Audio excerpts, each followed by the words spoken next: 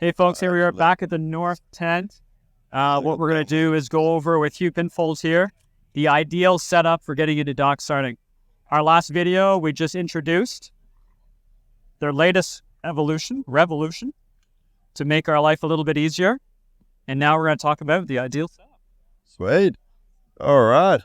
So with dock starting, you don't really need a lot of board. So we make this little scoop mini. And all you really need is, enough space to plant both feet. There was some crazy contraptions down there at the dock yesterday.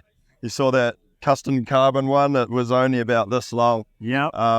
That I found the stance a bit too narrow for what I'm used to, but he was making it look good. So, you can ride anything. As far as masts go, I would normally start with something a bit shorter. This is a high modulus 85 centimeter mast, but I think all you need is something that's about 72 to 75 centimeters.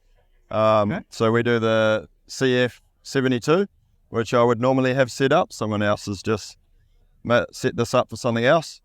But we have these pump specific wings, and that's going to make it a whole lot easier for your first dock starting. So we have two sizes. This is the P1800. And this is going to be good for most people.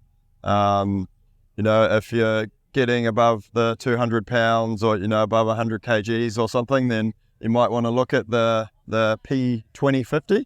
But for most people, the P1800 is going to be sufficient. You want a bit of a shorter fuselage. I normally use the CF 600. So that's 600 mil long. There was some guys yesterday with down to 520s, but that was so short that there was only one guy that could actually ride it. So somewhere around the 600 is a good length for a fuse, because you actually don't really want the pitch stability. You want it to keep on coming up so you can push it down to keep pumping. So somewhere around there is good. And then we have the S238, which is our largest kind of performance stabilizer, and so it's really efficient, so you're still going to go fast despite its size, but this is just a really stable platform to get your first dock starting happening. And then once you've kind of got it dialed and you want a bit more maneuverability, you want tighter turns, or you want a little more speed, then you can drop down to like the S208, or even I know Marley was using the S185, which is our surf wing, because he really likes being able to go all around the place.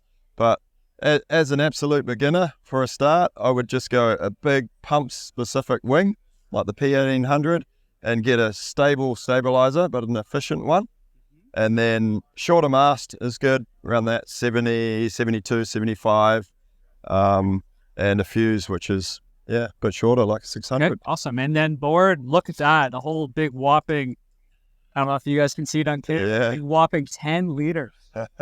Okay, you might as well just take this out for winging after, right? Yeah. Well, this is super fun kite board well, kite foil board, and we use these for tow foiling into big waves as well. Okay. So it does actually have the inserts. So if you're towing into a big 20-second period swell or something, then sometimes you like to be a little more locked in because the speeds you're running are I'll have to let my brother know about this one then. Yeah. Well, then Thanks, Hugh. Anything else you want to add?